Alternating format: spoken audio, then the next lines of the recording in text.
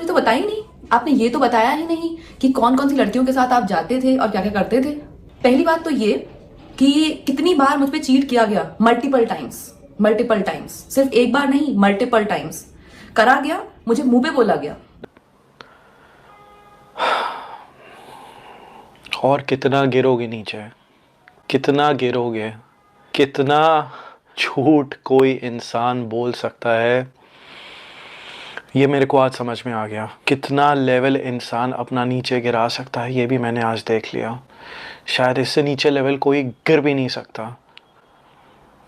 How a beautiful marriage turned into a disaster. So in this video we are going to discuss the ugly marriage scenario of that glam couple.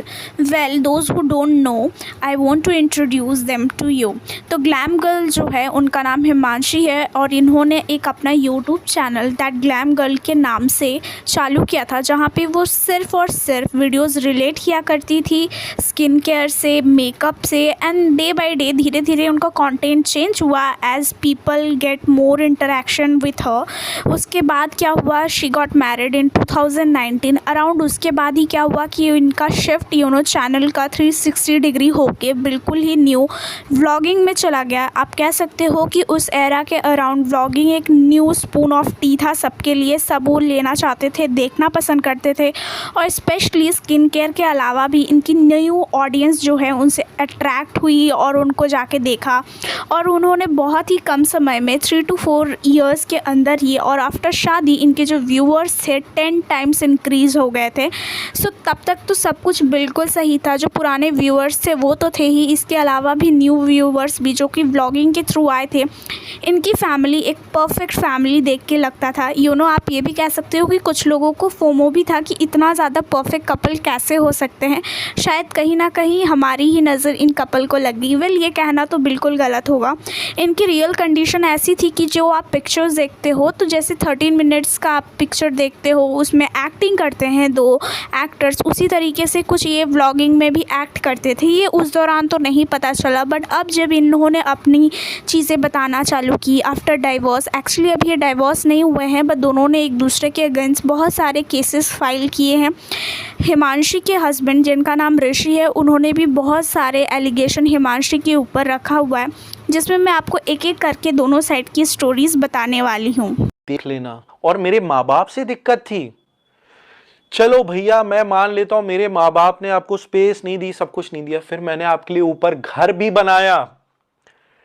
1.5 साल मेहनत करी घर बनाने में, आपने जो जो इंटीरियर जैसा बोला वैसा बनाया।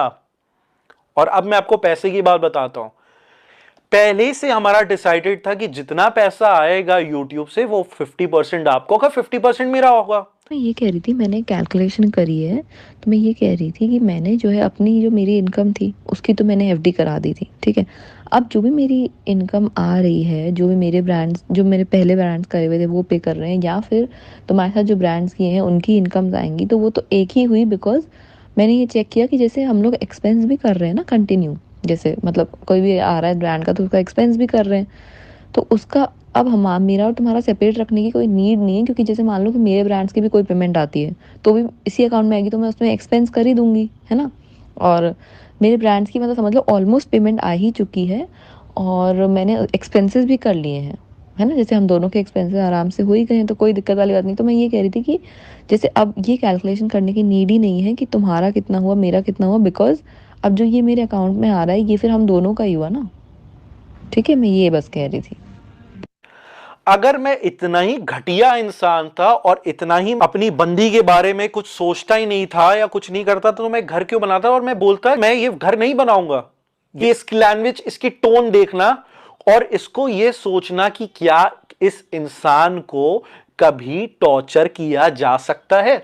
ध्यान से सुनना, ये आवाज किसकी है और ये बोली किसकी है। अबे मैं खुद कैब में जा रही थी, मर नहीं रहे थे जाने के लिए, और जिंदगी में कभी जाऊंगी भी नहीं। अब तो शपथ खा ली है मैंने। ना जाना। 100 बार कैब में जाऊंगी तेरी आंखों के सामने, देखते हो मैं तू क्या करता है, देखती हूँ अब मैं।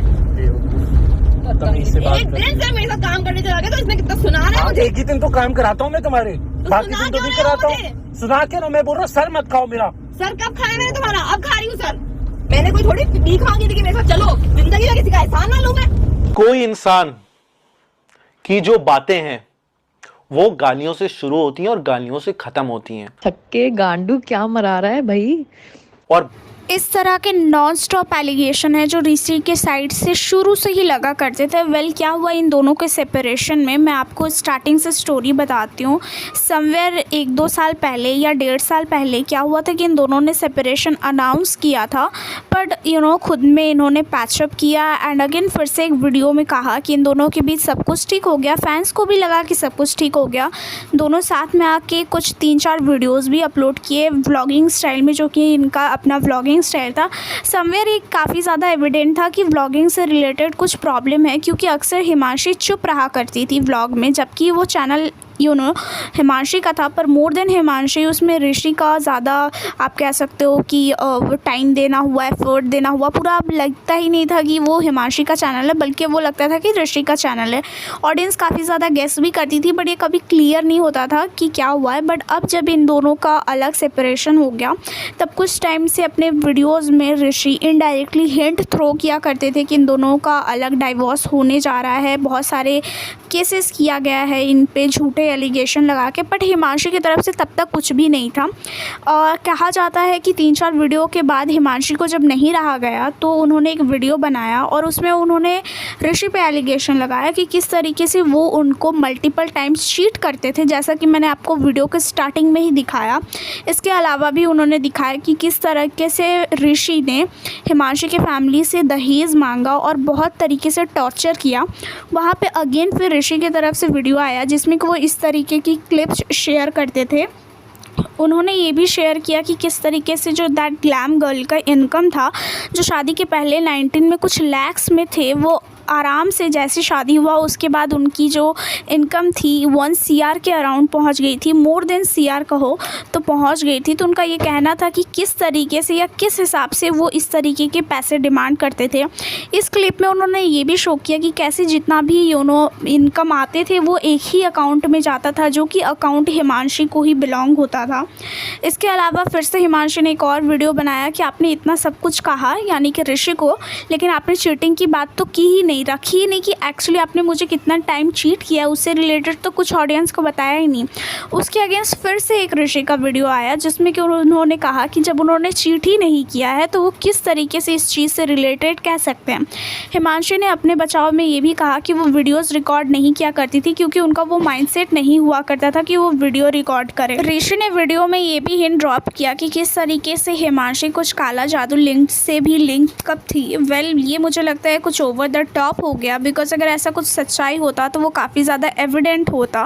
वेल मैं ये नहीं कहती कि ये सारी चीज़ें होती नहीं हैं या इनकी एग्जिस्टेंस नहीं है, बट ऑलवेज़ ये चीज़ों को इतना ज़्यादा सीरियस लेना या क्लेम करना आई डोंट फील कि इतना ज़्यादा अच्छी बात है, और स्पेशली ऑडियंस के सामने इस तरीके की चीज़ें रखना। इसके अलावा भी दोनों एक दूसरे की फैमिली को भी नहीं छोड़ रहे हैं, दोनों एक दूसरे को फैमिली के भी एलिगेशंस लगा रहे हैं, जो कि हिमांशी है वो ऋषि के फैमिली पे बहुत ज़्यादा प्रेशर देने का इल्ज़ाम लगा रही है कि किस तरीके से उनकी पूरी फैमिली उनको प्रेशराइज़ किया करती थी व्लॉगिंग बनाने के लिए, व्लॉगिंग में बात करने के लिए। वेल समवेयर ये ऑडियंस रिलेट भी करती है क्योंकि व्लॉग में अक्सर देखा जाता था और ऑडियंस ये टाइप भी करती थी कमेंट सेक्शन में कि किस तरीके से हिमांशी बिल्कुल भी व्लॉग में इंटरेस्टेड नहीं दिखती है। कहीं ना कहीं जो ऑडियंस का आप ये कह सकते हो कि लग रहा था कि वो चीज़ भी सच हुआ कि ऋषि हमेशा से ही व्लॉग में एक्स्ट्रा एक्टिवेट रहते थे और कहीं ना कहीं हिमांशी अपने चैनल को व्लॉगिंग में नहीं ले जाना चाहती थी। नो डाउट इससे इन दोनों को ही फेम मिला, नेम मिला। इसके अलावा भी ऋषि के पूरे फैमिली को भी वो एक एग्जिस्टेंस का पता चला वर्ल्ड को कि उनकी फैमिली भी है। अदरवाइज़ अगर आप देखो तो अगर हिमांशी इस लाइन में नहीं होती तो उनकी फैमिली का, यहाँ तक कि ऋषि का भी एग्जिस्टेंस का पता नहीं चलता। कहीं ना कहीं ऋषि जब अपने नया चैनल बनाए बिंग ऋषि के नाम से, तो उन्होंने अपनी चैनल में अगेन व्लॉगिंग किया। उन्होंने एडमिट भी किया कि किस तरीके से उनका कुछ ज़्यादा इंटरेस्ट ब्लॉगिंग के तरफ भी है। इसी तरीके से उन लोगों ने अपना दैट ग्लैम गर्ल को दैट ग्लैम कपल में भी कर लिया था, जो कि सेपरेशन के बाद जब दोनों अलग रहना चालू किए तो अगेन उन्होंने अपने चैनल का नाम दैट ग्लैम गर्ल करके कर लिया है। वेल इस तरह से चीज़ें अगर आप देखोगे तो कंक्लूजन में पहुंचना तो बहुत ज़्यादा डिफ़िकल्ट होता है। नो डाउट गलती इनमें इन दोनों की ही होगी, बट अभी जो कि कोर्ट है वही डिसाइड करेगा कि कौन कितना सच और कौन कितना झूठ बोलता है। अदरवाइज़ अगर सिर्फ वीडियो देख के बात की जाए तो आप जब जिसकी वीडियो देखोगे आपको उस पॉइंट के लिए वही सच्चा लगेगा। इसी तरीके से इन दोनों के कॉमेंट सेक्शन में भी कुछ लोग हैं जो उन दोनों को सपोर्ट कर रहे हैं, और कुछ ऑडियंस ऐसी भी है जो दोनों की वीडियोस देख के कुछ कंफ्यूज हो जा रही है। एक्चुअली अगर मैं अपनी खुद की बात बताऊं तो जब दोनों की वीडियो लाइनअप से एक करके एक देख रहे थे तो लग रहा था कि दोनों ही सच बोल रहे हैं, बट ऑफकोर्स दोनों सच नहीं हो सकते, कोई ना कोई झूठ ज़रूर बोल रहा है।